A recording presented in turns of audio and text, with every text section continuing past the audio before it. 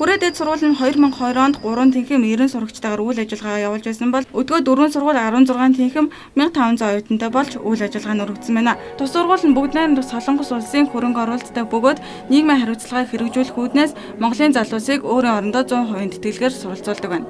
Яг Солонгос сурах хөрлөлийг гарч ирэх хүрээдэд сургуулиас гардуулсан байгаа.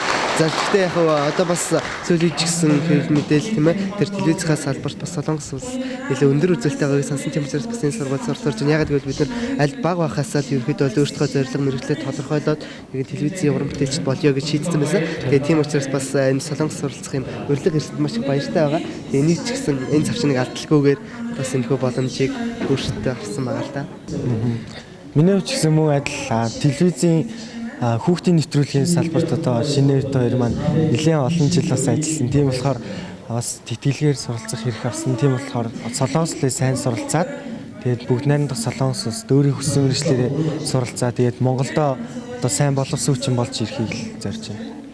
Лоолхогийн найзууд хөтлөгчийн дамжаанд 30 гаруй хүүхэд суралцдаг байна. Тэднийг өнгөрсөн хугацаанд Солонгос хэлний сургалтанд хамруулж тэдэн дундаас амжилттай суралцсан урлаг авьяасаараа тэргүүлсэн Чиний жингүүн нарыг тэтгэлэгт хамруулахаар болсон байна.